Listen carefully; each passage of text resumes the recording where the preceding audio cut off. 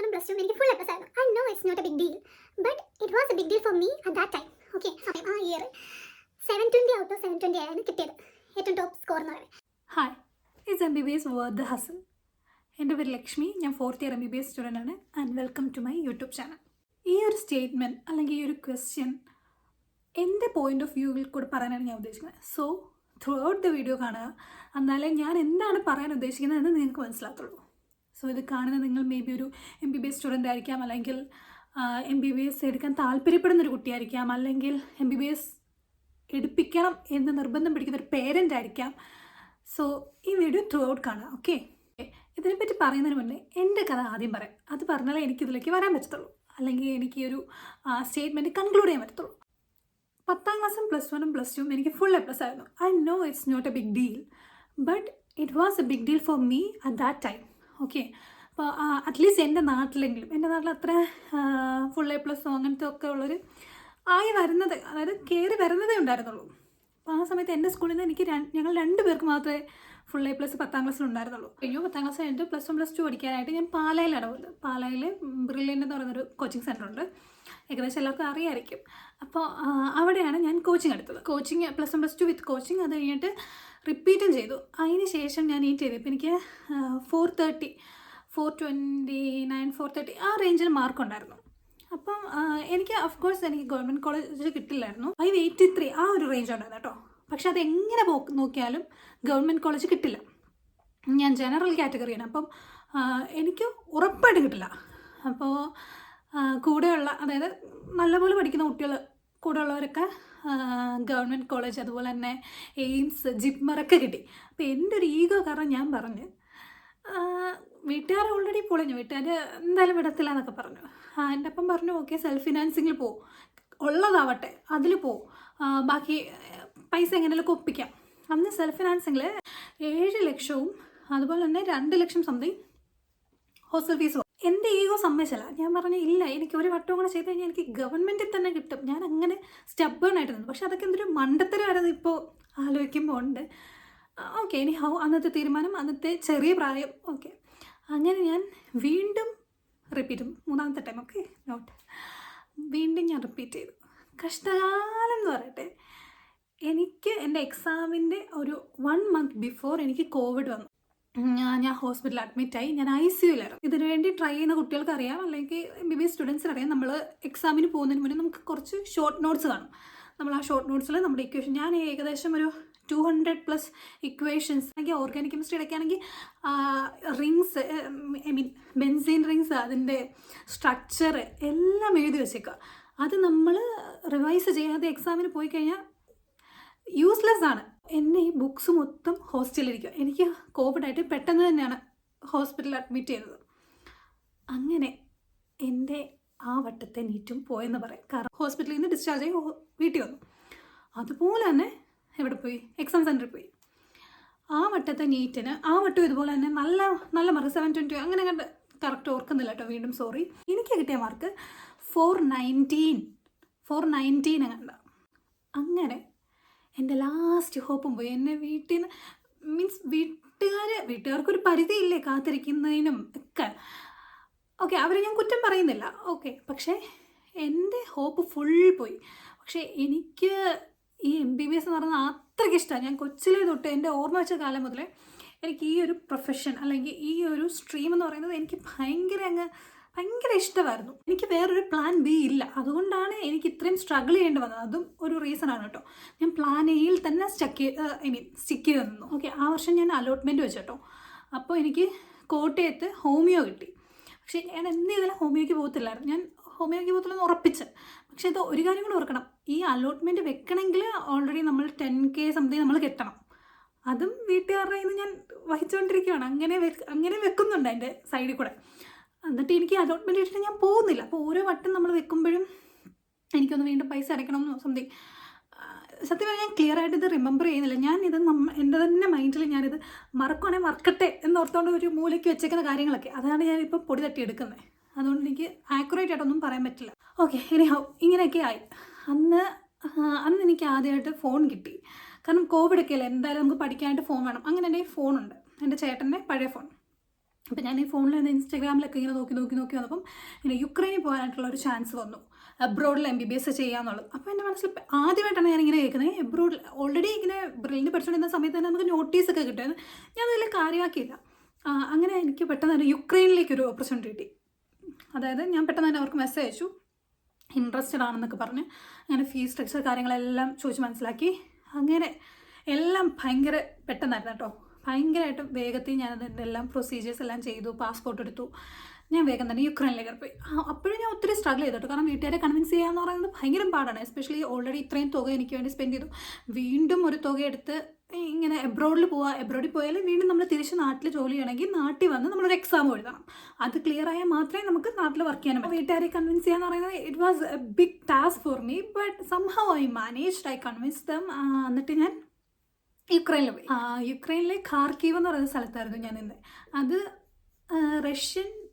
Russia ബോർഡറിൽ നിന്ന് ഒരു 30+ കിലോമീറ്റർ മാറിയാണ്. കഷ്ടകാലം വീണ്ടും എന്നെ ചേസ് ചെയ്തു. ലൈക്ക് ഒരു 3 months കഴിഞ്ഞപ്പോൾ റഷ്യ യുക്രൈൻ വാർ വന്നു.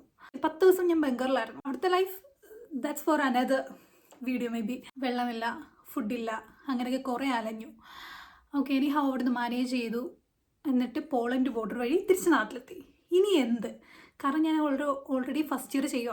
എനിക്ക് ഭയങ്കരമായിട്ട് MBBS ഇഷ്ടപ്പെടുകയും ചെയ്തു. കാരണം ഞാൻ അവിടെ കയറിയപ്പോൾ തന്നെ, കാരണം ഈ ആഗ്രഹത്തിൽ ഇങ്ങനെ പോയതല്ലേ. തിരിച്ച് നാട്ടിൽ വന്നു. അപ്പോൾ കോളേജ് ഓൺലൈൻ ക്ലാസ് പ്രൊവൈഡ് ചെയ്യുന്നുണ്ട്. അത് വലിയൊരു കോമഡി ആയിരുന്നു. കാരണം ഒരു സംഭവം എന്ന് വെച്ചാൽ അവർ ടീച്ചേഴ്സ് ബങ്കറിൽ കിടന്നുകൊണ്ടാണ് നമുക്ക് ക്ലാസ് എടുത്തിരുന്നത്. അപ്പോൾ നമ്മൾ കേൾക്കുന്നത് ഏതാ, യുദ്ധത്തിൻ്റെ ബോംബ് സ്ഫോടനവും. ചിലവരുടെയൊക്കെ വീട്ടിൽ അവർ ബങ്കറിലാണ്. അതായത് ബങ്കർ നമ്മൾ ഉദ്ദേശിക്കുന്നത് വീടിൻ്റെ താഴെ ഒരു അണ്ടർഗ്രൗണ്ട് പ്ലോട്ട് ഉണ്ട്, അതാണ് ബങ്കർ. അപ്പോൾ ഇവിടെ ഇവരുടെ മക്കൾ കരയുന്നത്, അവരുടെ പെറ്റ്സ് കരയുന്നത്, ഇതെല്ലാം കേട്ടിട്ടാണ് നമ്മൾ പഠിക്കുന്നത്. ഓക്കെ, അതൊക്കെ എനിക്കൊരു വിഷയമല്ല. ഞാനതൊക്കെ മാനേജ് ചെയ്ത് എൻ്റെ മൈൻഡിനെ ഞാനിങ്ങനെ പറഞ്ഞ് പഠിപ്പിച്ചു. ഓക്കെ, നിനക്കിതാണ് വിരിച്ചേക്കുന്നത്, ബട്ട് യു ഹാവ് ടു എന്നൊക്കെ പറഞ്ഞ് ഞാനിങ്ങനെ ഓക്കെ ആയിരുന്നു.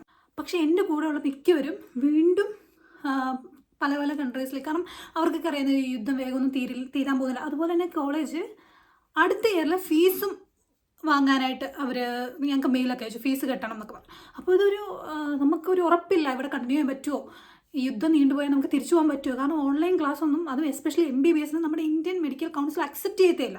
അപ്പോൾ കുറേ പേരൊക്കെ ഇവിടെ വന്നിട്ട് കുറച്ച് പേര് വീണ്ടും നീറ്റ് എഴുതി, അഗ്രികൾച്ചർ അതുപോലെ തന്നെ ആയുർവേദം അങ്ങനെയുള്ളതിന് പോയി. പിന്നെ കുറച്ച് പേര് സാധാ ഡിഗ്രി കോഴ്സ് എടുത്തു. കുറച്ച് പേര് കാനഡയിലോട്ടും ജർമ്മൻ പഠിച്ച് ജർമ്മനിയിലോട്ടും ഒക്കെ കയറിപ്പോയി. പിന്നെ കുറച്ച് പേരൊക്കെ പഠിച്ചുകൊണ്ടിരിക്കുന്നു. അങ്ങനെ മിക്കവരും ഇത് ഡ്രോപ്പ് ചെയ്യുകയാണ്. ഈ MBBS എന്നുള്ള കാര്യം മിക്കവരും ഡ്രോപ്പ് ചെയ്യുക. പിന്നെ ഒരു മെജോറിറ്റി ഓഫ് ആൾക്കാർ പോയത് ഉസ്ബെക്ക്, അതുപോലെ തന്നെ ജോർജിയ, അങ്ങനത്തെ പല പല സ്ഥലത്തേക്ക് പോയി. അപ്പോൾ ക്ലാസ്സിൽ, അപ്പോൾ ഓൺലൈൻ ക്ലാസ് നടക്കുമ്പോൾ ജസ്റ്റ് 5, 6, 4 പേരൊക്കെ, ലാസ്റ്റ് 3 പേരൊക്കെ ആയിട്ട് അങ്ങ് കുറയുക. അപ്പോൾ എനിക്ക് നല്ല ടെൻഷനായി. അങ്ങനെ ഞാൻ വീട്ടുകാരോട് പറഞ്ഞു എനിക്കിനി ഇവിടെ നിൽക്കണ്ട. കാരണം വീട്ടുകാർക്ക് നല്ല ടെൻഷനാണ്. വീട്ടുകാർ പറയുന്നു ഓൺലൈൻ ക്ലാസ് ചെയ്തിട്ട് കാര്യമില്ല, ഇതൊന്നും ഓൺലൈനിൽ പഠിക്കുന്ന കാര്യമില്ല എന്നൊക്കെ പറയുന്നുണ്ട്. അങ്ങനെ ഞാൻ കിർഗിസ്ഥാൻ എന്ന് പറയുന്ന സ്ഥലം സെലക്ട് ചെയ്തു. ഉസ്ബെക്കിൽ നോക്കിയപ്പം വേറെ കുറച്ച് പ്രശ്നമൊക്കെ ആ സമയത്ത് കണ്ടുകൊണ്ട് ഞാൻ കിർഗിസ്ഥാൻ തന്നെ ഫൈനലൈസ് ചെയ്തു. അങ്ങനെ ഓൾ സ്റ്റേറ്റ് യൂണിവേഴ്സിറ്റി എന്ന് പറയുന്നൊരു യൂണിവേഴ്സിറ്റിയിൽ ഞാൻ അഡ്മിഷൻ എടുത്തു. അങ്ങനെ ഞാനിപ്പോൾ 4th year ആയി. അപ്പോൾ ഇതാണ് എൻ്റെ സ്റ്റോറി. ഓക്കെ, ഇപ്പോൾ എന്നോട് ചോദിക്കുകയാണ് MBBS വർത്താർക്കും ഇത്രയും ഹസിലിന്. ഇതിൻ്റെയൊക്കെ നമ്മൾ പറയുമ്പോൾ ഒറ്റ സ്റ്റെപ്പിലങ്ങ് പറഞ്ഞു. പക്ഷേ ഇതിൻ്റെയൊക്കെ ഇടയിൽ എൻ്റെ മെൻ്റൽ ഹെൽത്ത് എന്തോ ഒരു വൾണറബിളായ ടൈം. അതുപോലെ തന്നെ എൻ്റെ ഫ്രണ്ട്ഷിപ്സ് കുറേ നഷ്ടപ്പെട്ടു. കാരണം നമുക്ക് കോണ്ടാക്റ്റ് ഒന്നും മെയിൻറ്റെയിൻ ചെയ്യാൻ പറ്റുന്നില്ല. എല്ലാവരോടും എന്ത് പറയും, ഇത്രയും കഥകൾ നമ്മൾ പറയണം. അതുപോലെ തന്നെ പിന്നെ ഉള്ളിലൊരു ഈഗോ ഉണ്ടെന്നും കൂടെ കൂട്ടിക്കോ. കാരണം എൻ്റെ കൂടെ പഠിച്ചവരൊക്കെ നല്ല അവരുടെ കഴിവ് കാരണമാണ്, ദാറ്റ് ഫോർ ഷുവർ. നല്ല കോളേജുകളിലൊക്കെ കയറി അവർ നല്ല രീതിയിൽ അഡ്മിഷൻ എടുക്കുന്നു, നല്ല നല്ല ചില്ലായിട്ട് നടക്കുന്നു. അപ്പോൾ എൻ്റെ മനസ്സിലായോ ഞാൻ മാത്രം എന്താ എങ്ങനെ, അങ്ങനത്തെ ഒരു തോട്ട്. ഓക്കെ, ഇപ്പോൾ എന്നോട് ചോദിക്കുകയാണ് MBBS വർത്താണോ, ഇത്രയും കിടന്ന് കഷ്ടപ്പെട്ടതിനും അതുപോലെ തന്നെ ഇത്രയും എഫേർട്ട് ഇട്ടതിനും ഇത് വർത്താണോ എന്ന് ചോദിച്ചാൽ എൻ്റെ ഒപ്പീനിയൻ അല്ലെങ്കിൽ എൻ്റെ ഹോണസ്റ്റ് റിപ്ലൈ അബ്സല്യൂട്ട്ലി യെസ്. കാരണം ഇതെൻ്റെ ആഗ്രഹമായിരുന്നു, അല്ലാതെ ആരും എന്നെ തലയിലോട്ട് കുടഞ്ഞിട്ടതോ അല്ലെങ്കിൽ വലിച്ചു പിടിച്ചുകൊണ്ട് ഇങ്ങോട്ട് കൊണ്ട് ചേർത്തോ ഒന്നുമല്ല. ഇതെൻ്റെ ഹസിൽ അല്ലെങ്കിൽ എന്താ പറയുക, എൻ്റെ കഷ്ടപ്പാടിൻ്റെ ഒരു ഫലമാണ് എനിക്ക് MBBS എന്ന് പറയുന്നത്. കാരണം ഞാൻ അത്രയും ഗിവപ്പ് ചെയ്യാതെ എനിക്ക് ഈ കോഴ്സ് തന്നെ പഠിക്കണം ഭയങ്കര ആഗ്രഹമായിരുന്നു. എനിക്ക് ഡോക്ടർ ആകണം അല്ലെങ്കിൽ ഈ ഒരു കരിയർ മുന്നോട്ട് കൊണ്ടുപോകണമെന്ന് എനിക്ക് ഭയങ്കര ആഗ്രഹമായിരുന്നു. അങ്ങനെ നോക്കുമ്പോൾ എനിക്ക് ആസ് എ പേഴ്സൺ എനിക്കിത് ഭയങ്കര വർത്താണ്. ഇതിൽ കാശ് നഷ്ടം ഉണ്ടായിട്ടുണ്ട്, മാനസികമായിട്ട് ഞാൻ കുറേ വൾണറബിൾ ആയിട്ടുള്ള സ്റ്റേജിൽ കൂടെ കടന്നു പോയിട്ടുണ്ട്. എന്തൊക്കെ പറഞ്ഞാലും അത് എൻ്റെ ഇപ്പം ഞാൻ ഇവിടെ നിൽക്കുമ്പോൾ എനിക്കിത് ഭയങ്കര വർത്തായിട്ട് തോന്നും. ഇപ്പോൾ നിങ്ങൾ പുതിയതായിട്ട് MBBS അഡ്മിഷൻ എടുക്കാൻ പോവുകയാണ്, അല്ലെങ്കിൽ നീറ്റ് പഠിക്കുകയാണ്. പക്ഷേ നിങ്ങൾ ജസ്റ്റ് സോഷ്യൽ സ്റ്റാറ്റസിന് വേണ്ടിയും ആരൊക്കെയോ പറഞ്ഞു കേട്ടതിൻ്റെ ഒരു പേരിലും, അല്ലെങ്കിൽ നിങ്ങളിപ്പം ഫാമിലിയിൽ തന്നെ അച്ഛൻ അമ്മ ഡോക്ടറായിരിക്കാം, അറ്റ്ലീസ്റ്റ് ചേച്ചി ഓർ ചേട്ടൻ ഡോക്ടറായിരിക്കാം. അപ്പോൾ യു ഹാവ് ടു ബി അങ്ങനത്തെ ഒരു സ്റ്റേജിൽ നിൽക്കുമെന്ന് വെച്ചോ. നിങ്ങൾക്ക് ഡോക്ടറായി പറ്റുമോ, അല്ലെങ്കിൽ നിങ്ങൾക്ക് MBBS അല്ലാതെ വേറെ ഓപ്ഷൻ ഇല്ല, അങ്ങനത്തെ ഒരു സ്റ്റേജിൽ നിൽക്കുകയെന്ന് വെച്ചോ. അപ്പോഴാണ് നിങ്ങൾ എൻ്റെ വീഡിയോ കാണുന്നതെങ്കിൽ ഞാൻ പറയുന്നു, നിങ്ങൾക്കൊരു ക്ലിയർ കട്ട് ഇമേജ് ഇല്ലാതെ ഒരിക്കലും ഈ ഫീൽഡ് എടുക്കരുത്. കാരണം at the end of the day happiness എന്ന് പറയുന്നത് നമ്മൾ സ്വന്തമായിട്ട് നമുക്ക് കൊടുക്കുന്ന, അല്ലെങ്കിൽ നമ്മൾ നമുക്കായിട്ട് സൃഷ്ടിക്കുന്ന ഒരു അന്തരീക്ഷത്തിൽ നിന്ന് വരുന്ന ഒന്നാണ്. അല്ലാതെ അച്ഛൻ പറഞ്ഞിട്ട് അല്ലെങ്കിൽ അമ്മ പറഞ്ഞിട്ട്, എനിക്ക് ഒത്തിരി പേരെ അറിയാം, പേഴ്സണലി എനിക്ക് ഒത്തിരി പേരെ അറിയാം, നാട്ടിലായിക്കോട്ടെ ഇവിടെ ആയിക്കോട്ടെ, MBBS ആരുടെയൊക്കെയോ നിർബന്ധത്തിന് വേണ്ടി പഠിക്കാനായിട്ട് വന്നവരും എന്തൊക്കെയോ ചെയ്ത് കൂട്ടുന്നവരും ഉണ്ട്. മണി ഓറിയൻറ്റഡ് ആണ്, എനിക്ക് വേഗം തന്നെ പഠിച്ചിട്ട് പൈസ ഉണ്ടാക്കണം, അല്ലെങ്കിൽ എനിക്ക് വേഗം തന്നെ ഫിനാൻഷ്യലി ഇൻഡിപെൻഡൻ്റ് ആകണം, സെക്യൂർ ആകണം, അങ്ങനത്തെ ഒക്കെ ആഗ്രഹമുള്ളവർക്ക്, അല്ലെങ്കിൽ അതാണ് മെയിനായിട്ട് നിൽക്കുന്നതെങ്കിൽ ഈ കോഴ്സ് എടുക്കുന്നത് ഭയങ്കര മണ്ടത്തരമാണ്. ഓക്കെ, അതല്ല എനിക്ക് ഭയങ്കരമായിട്ട് പഠിക്കാൻ ഇഷ്ടമാണ്, എനിക്ക് നോളജ് വേണം, ഈ കരിയറിൽ നിന്ന് ഞാൻ പയ്യെ ബിൽഡപ്പ് ചെയ്ത് വന്നോളാം, അല്ലെങ്കിൽ പയ്യെ ആയാലും ഞാൻ കാശ് സമ്പാദിച്ചോളാം എന്ന് ഉറപ്പുള്ളവർക്ക് ഓക്കെ. UGക്ക് വേണ്ടി പ്രിപ്പയർ ചെയ്യുന്ന കുട്ടികൾ, ഇതിൽ നിങ്ങൾക്ക് ആദ്യത്തെ അറ്റംപ്റ്റ് നിങ്ങൾ തന്നെ ഇതിൻ്റെ പ്രോസ് ആൻഡ് കോൺസ് എഴുതി നോക്കുക.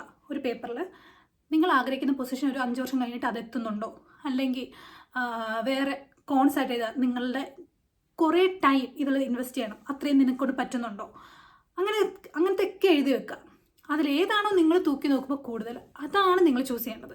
അല്ലാതെ ഒരിക്കലും അമ്മയും അച്ഛനും പറഞ്ഞിട്ട് ഈ കോഴ്സ് എടുക്കരുത്. ഓക്കെ, അത് ഒട്ടും വರ್ತല്ല. ഇപ്പം ഞാൻ പറയുന്ന വിശ്വാസമല്ല, അല്ലെങ്കിൽ ഞാൻ പുറത്ത് പഠിക്കുന്ന കുട്ടിയാണ്, എനിക്ക് ഇതിനെപ്പറ്റി വല്ല ധാരണയില്ല എന്നുണ്ടെങ്കിൽ നിങ്ങൾ അറിയുന്ന ആരോട് വേണമെങ്കിലും ചോദിച്ചു നോക്കിയോ, അവരെല്ലാം ഈ ഒരു കൺക്ലൂഷൻ പറയും. അത്ര ആഗ്രഹിച്ചെടുക്കുന്നവർ വരെ അറ്റ് സം പോയിന്റ് ഇതിനെ വെറുക്കുന്നവരുണ്ട്. ഞാനും ഇതിലേക്ക് ഫുൾ ഇൻവെസ്റ്റ് ചെയ്ത്, അല്ലെങ്കിൽ എനിക്കും ഇതിലേക്ക് ഫുൾ ഇൻട്രസ്റ്റ് അങ്ങനെയല്ല ഞാൻ പറയുന്നത്. ഇപ്പോഴും ഈ ജേണിയിൽ സം പോയിന്റിൽ ഞാൻ റിഗ്രറ്റ് ചെയ്യുന്നുണ്ട്. കാരണം സോഷ്യൽ മീഡിയയിൽ കൂടെയൊക്കെ കാണുമ്പോൾ എൻ്റെ കൂടെയുള്ള ഫ്രണ്ട്സ്, ഇപ്പോൾ നേഴ്സിംഗ് പഠിച്ചവരായിക്കോട്ടെ, ഡിഗ്രി എടുത്തവരായിക്കോട്ടെ, അവരൊക്കെ പല പല കൺട്രീസിൽ ട്രാവൽ ചെയ്യുന്നു, അവരൊക്കെ കാശ് സമ്പാദിക്കുന്നു, ചിലരൊക്കെ കല്യാണം കഴിക്കുന്നു, ചിലരൊക്കെ വീട് വരെ വെച്ചവരുണ്ട്. അപ്പോൾ ഇതൊക്കെ കാണുമ്പോൾ നമ്മുടെ ഉള്ളിൽ ഞാൻ എന്തിനുകൊണ്ട് ഇതെടുത്തു, ഓൾറെഡി ത്രൂ ഔട്ട് ദ ടൈമിൽ എനിക്ക് പല തിരിച്ചടികൾ വന്നിട്ട് ഞാൻ എന്തുകൊണ്ട് ഇതിൽ തന്നെ സ്റ്റിക്ക് ചെയ്ത് നിന്നു എന്നൊക്കെ എനിക്ക് തോന്നാറുണ്ടില്ല, അത് ഞാൻ പറയുന്നില്ല. പക്ഷേ എനിക്കത് പേഴ്സണലി ഭയങ്കര വർത്തായിട്ട് തോന്നുന്നുണ്ട്. ഒരു അസുഖം അതിലേക്ക് നമ്മൾ ഡയഗ്നോസ് ചെയ്തെത്തുന്നത്, അത് എനിക്കറിയില്ല, അത് ഞാൻ ഇനി അടുത്തൊരു വീഡിയോയിൽ പറഞ്ഞത്, അത് ഭയങ്കര നമുക്ക് ഡോപ്പമിൻ തരുന്നൊരു കാര്യമാണ്. ഓക്കെ, നിങ്ങൾക്ക് ഇതിനെപ്പറ്റി എന്താണ് അഭിപ്രായം, അല്ലെങ്കിൽ നിങ്ങൾക്ക് ഇതിൻ്റെ പ്രോസും കോൺസും ഒക്കെ അറിയാമോ, എന്നെക്കാളും കുറച്ചും കൂടെ നിങ്ങൾക്ക് പറയാനുണ്ടെങ്കിൽ ഉറപ്പായിട്ട് കമൻറ്റ് ബോക്സിൽ കമൻറ്റ് ചെയ്യുക, സബ്സ്ക്രൈബ് ചെയ്യുക, and see you on next video. By.